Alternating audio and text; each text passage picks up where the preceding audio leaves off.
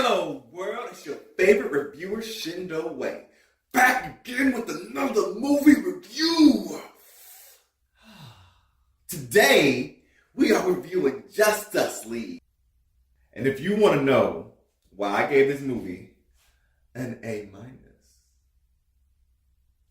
please like and subscribe right now and continue watching. Stay tuned after my review is over to go into some spoiler talk, and I would love for you guys to jump in the comments and, hit me back and forth. I may have missed some things. I'm not going to go too deep into it because I do still want y'all to see the movie, but I'll make it very clear that the spoilers are coming. I'm going to talk about some things that shocked me, some things that excited me, and I want to talk about it. So, if you don't want spoilers, then just stop the video after I sign out.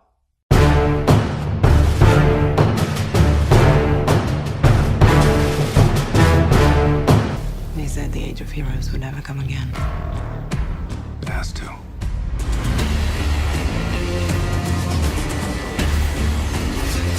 Justice League is directed by Zack Snyder, if you don't know by now, and he brings us Batman, Wonder Woman, Cyborg, Aquaman, The Flash, into a world without Superman. And they have to battle this evil age-old power that comes because there is no Superman and there is no hope in the world. This movie is almost exactly like a solid 2 hours long. And usually DC movies feel overstuffed, bloated, and long for no reason. But this one, I don't think there was one time I was like, oh my gosh, this movie's running a little long. Good job, DC. So Ben Affleck as Bruce Wayne, aka the Batman. Listen, when that man cut his beard off, boy, that he looks like Batman the animated series. He has me sold on Batman. He's doing good, guys. Let's forget about Daredevil.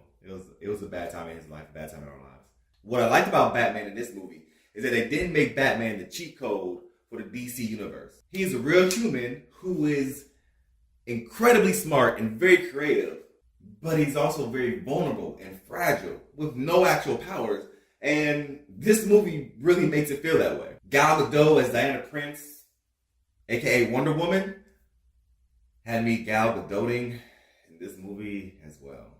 They continue the foundation which they built in Wonder Woman, which is great. And her first fight scene actually gave me chills. I was just like, oh, wow, this is one of the first fight scenes, man.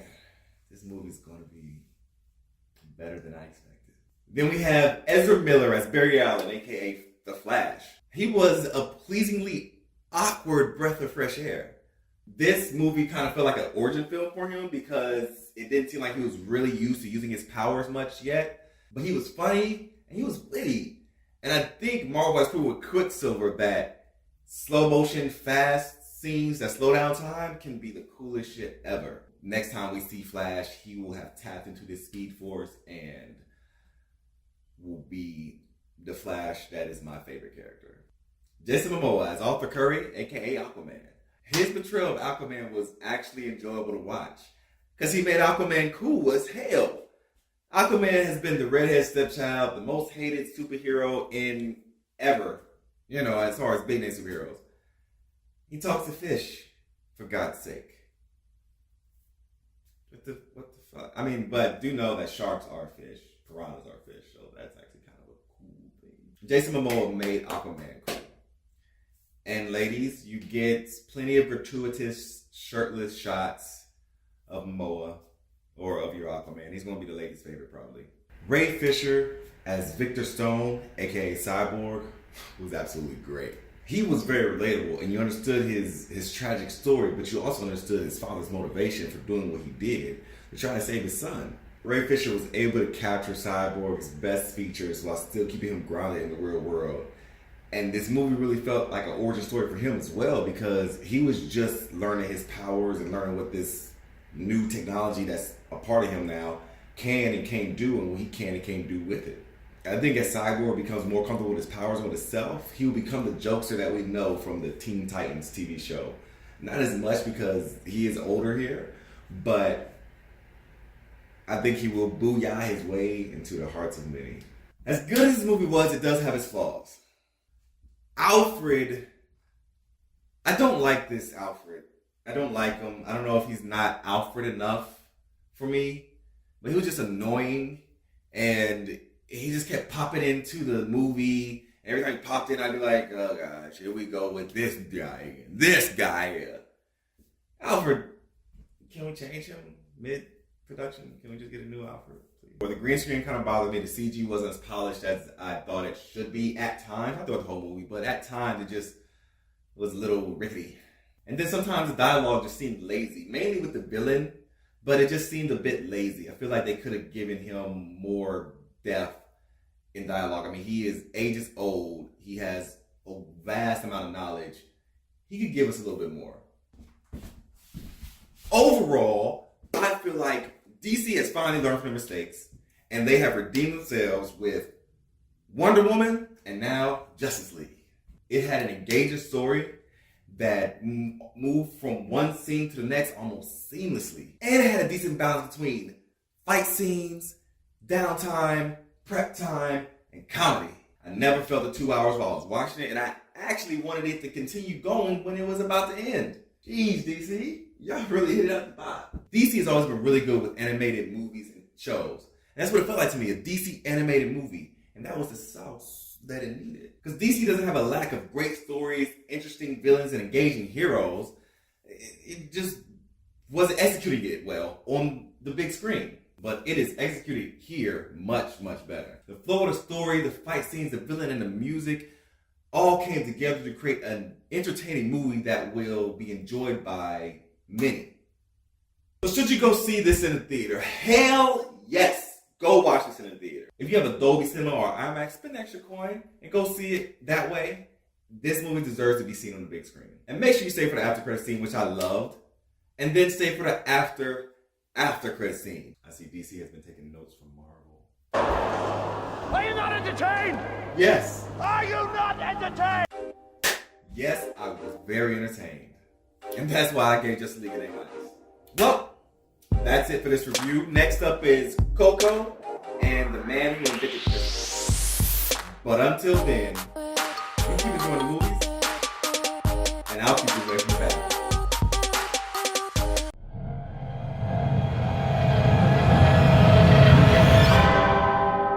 Spoiler talk. Hey, at this point, I am not liable for you knowing things that you don't want to know. We're adults. The whole beginning of the movie, after Batman's fight scene, which is pretty good, and Wonder Woman's fight scene, which was awesome, we see the black flag with the silver Superman sign. I just really like the symbol in silver, so I was kind of hoping to see him wearing that. But they did bring him back to life because Steppenwolf is whooping their asses through the whole movie. I mean, he is handing it to them.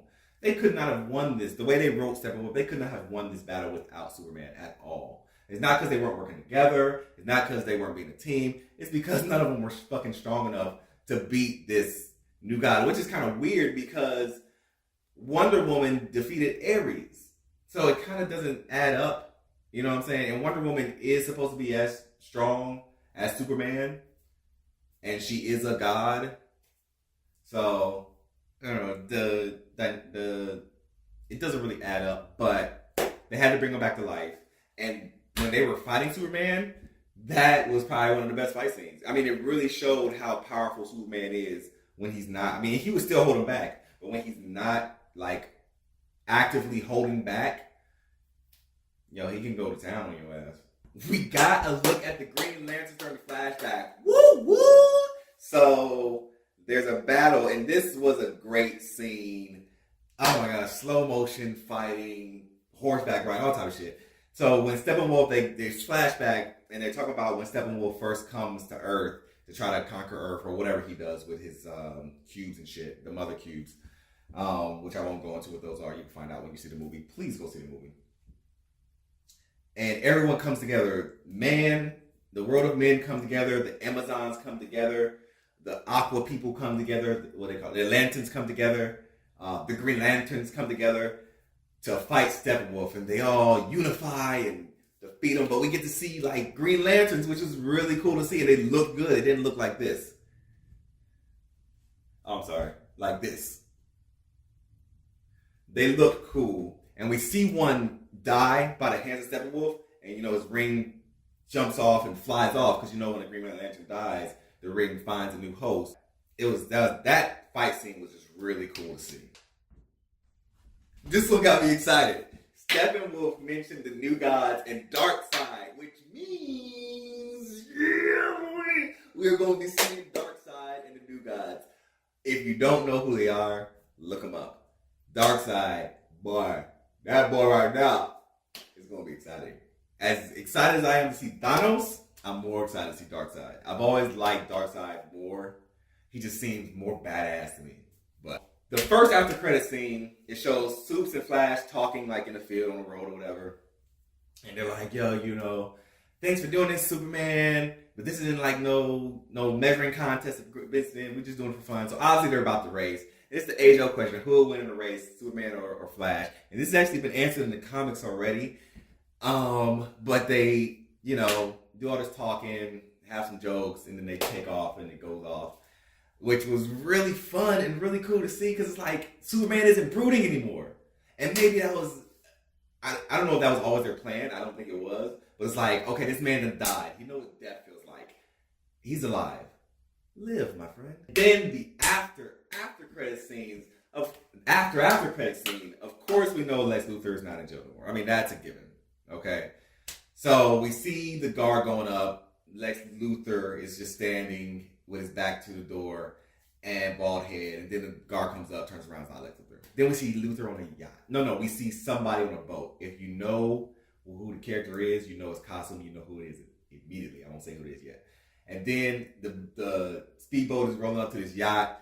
You see Lex Luthor on the yacht, and then your boy walks up, and it's motherfucking dead shot. He takes his helmet off, and it's Will Smith. It's not Will Smith. I'm joking. They would never. I can't remember the name of the actor right now. Y'all will know when you see him, though. But Lex is like, yo, they done started a league. I think we need a league of our own. Maybe this league of their own. We need a league of our own. It's immediately what I thought about when he said that. So, we're going to get Darkseid. And we're going to get a Legion of Doom? Ooh. Black Manta, possibly. Sinestro, my boy Black Adam.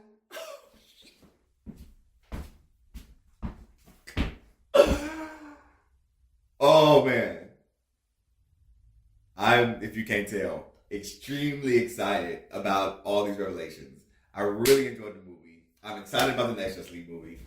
Justice League, they've been playing catch up, or they felt like they had to. That's all I ever kept saying is they felt like they had to play catch up. Hopefully they don't feel like that no more, because they caught up. They're here. Come on. It's not a competition. It is a competition. But everybody's going to see every movie. I mean, we love it all. So just keep doing what you're doing, DC. I enjoyed it. So I'll see you on the next review. But until then, you keep enjoying the movies. And